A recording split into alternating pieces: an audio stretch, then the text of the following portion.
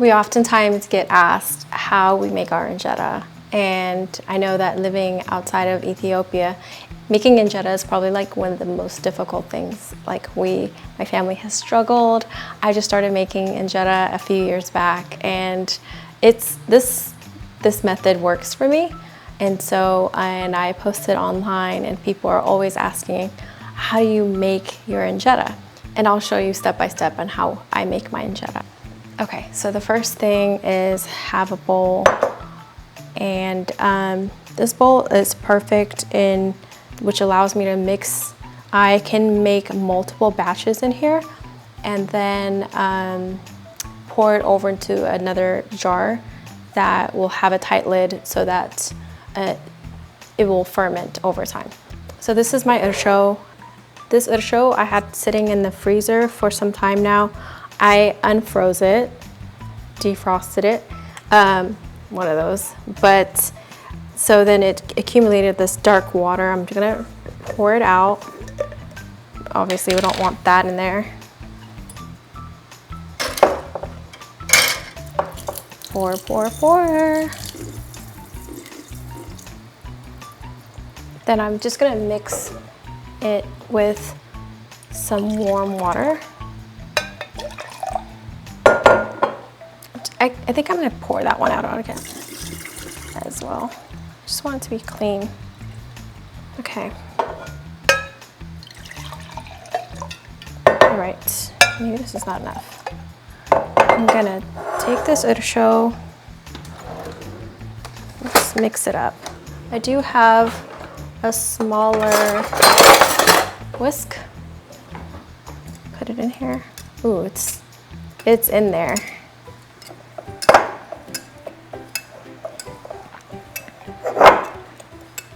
Come on. It's really in there. So what I'm doing now is just like loosening it up. This is essentially, ursho is essentially a starter. The original starter comes from, you know, if you don't have it, you either borrow it from your family member or neighbor traditionally, or you just have it sitting, you just save a batch from your last batch, and it never stops. Okay, I'm just gonna mix it here. I am wearing all white. Well, my top is white, so I don't wanna get it all over me. Okay, this is starting to look really good.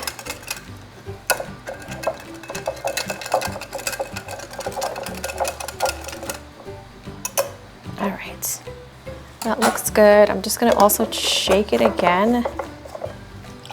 Okay, just to be sure.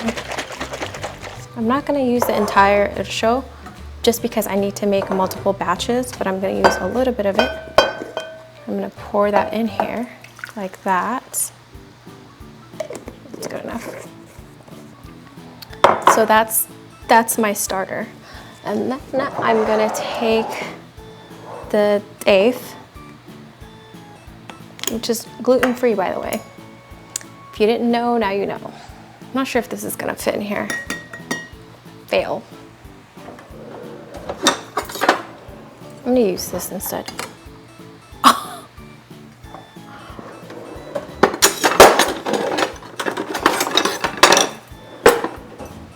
This one is gonna fit. Okay, good. I wanted to measure it, but I'm scooping in about a cup. It's 4. And then I'm gonna add some warm water as I stir with the bigger whisk. Pour in the warm water in there. There you go. It's starting to look like an actual injera mix now. And I'm gonna mix it until it has a milkshake consistency. That's usually how I like it. and what works best for me. Come on. I hate when it does this.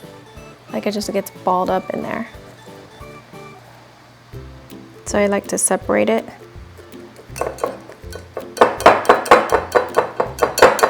And get it out.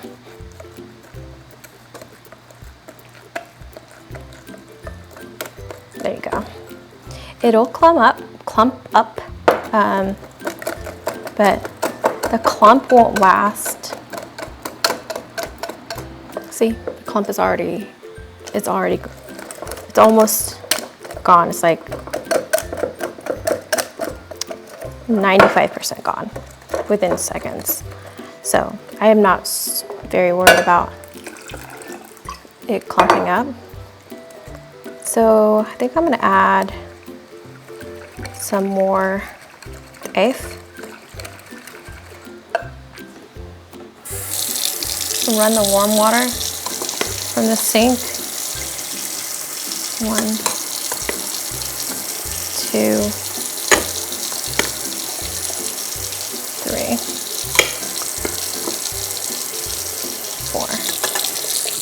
Oh, my arms. I can already feel it, my arms. I sometimes make my husband do this because it can feel a lot of work.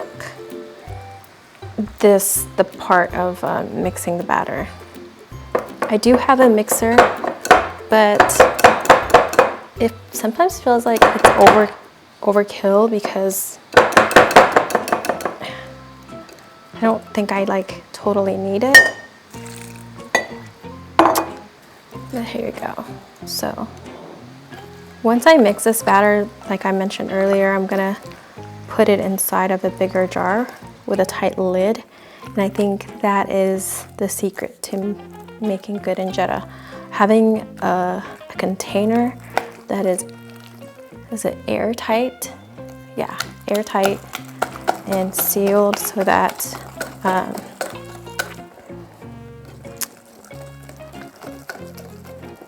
ooh, my arm hurts. Okay, I'm gonna do it again now. One more time. And that should be good. There, I gotta add the intro.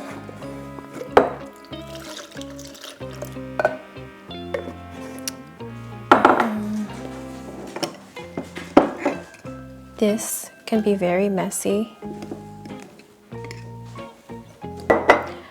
So I just add a little bit more. Again, we're just repeating the same thing that we just did.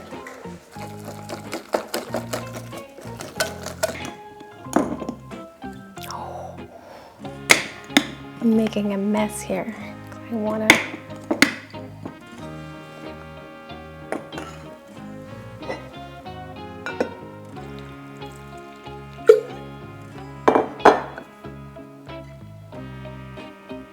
It's a lot of work, yes.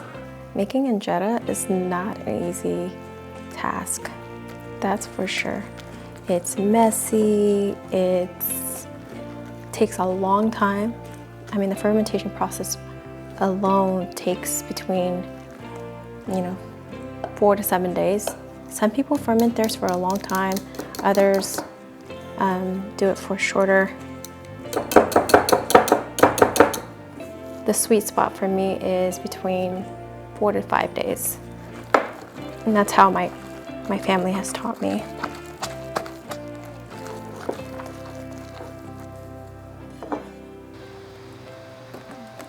So yeah, this is just a first day of starting the batter. Typically, you put in baking soda, baking powder, and whatever you're baking, and it'll be ready to go. Or if you're making bread, I guess this is kind of like making bread, right? Like you have to go through the fermentation process, like making specifically sourdough bread. So now the consistency of this is looking just like the other one, and I'm satisfied with that. Whew. I need to work out. Okay. This is making me rethink everything. why did I even start it? But I haven't made injera in months, and Ethiopian New Year's is on Wednesday and today is Saturday. So Saturday, Sunday, Monday, Tuesday, the injera should be ready just in time for New Year's. Here, okay, I need to clean this up before I bring the other one. What a mess. These microfiber towels, the best thing. Just cleans everything and it's very cheap.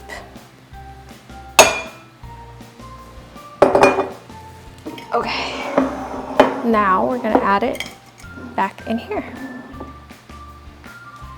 See, this thing is the messiest. I think this is the messiest thing.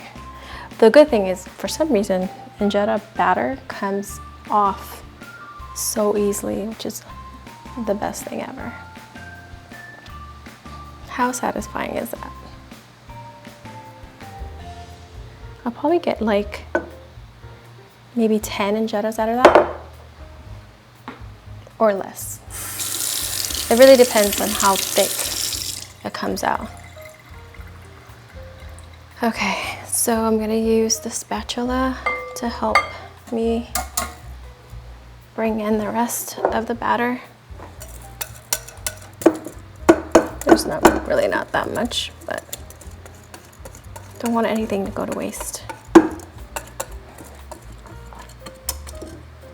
Now what I'm going to do is I'm gonna take this same exact bowl and I'm gonna pour warm water. Like I said, we don't let anything go to waste, so I'm just gonna wash this. And the same water is gonna go in there. So I leave that batter the way it is, the milkshake consistency. Then afterwards, I add warm water on top. And I think like that's just how it ferments.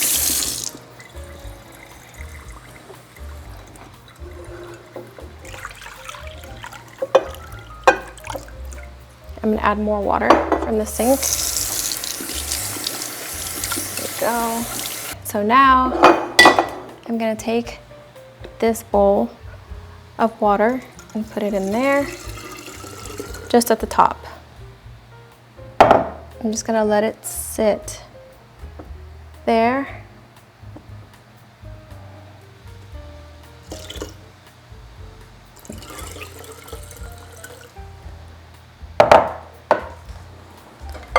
I'm actually gonna put it in here because I'm gonna clean the top.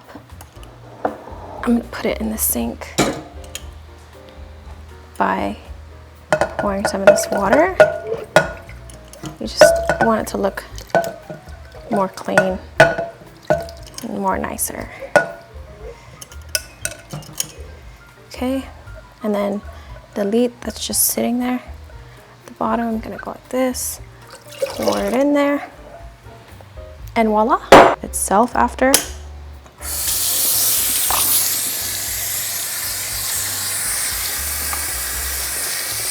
Just so that it's clean.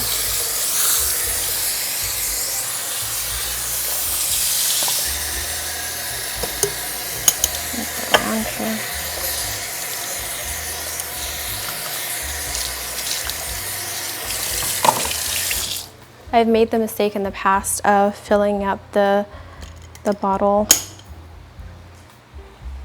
or the jug, whatever, what is this called? The jar. I've made the mistake in the past of filling up the jar all the way to the top and this pouring out or exploding. It has never broken, but now I make sure that I leave some room for it to ferment as it grows. So here is the finished first day batter, which has a mixture of the irasho, which is the starter, and then the just raw material of the teff, and some warm water. That's it. Day one. And then We're gonna let it sit for the next few days. I would say on the second or third day usually, I will add the apple seeds, and we'll talk about what that is in the next video. Thank you for watching, and I really hope you enjoyed it, and I really hope this helped you. Let's get our injera right, okay?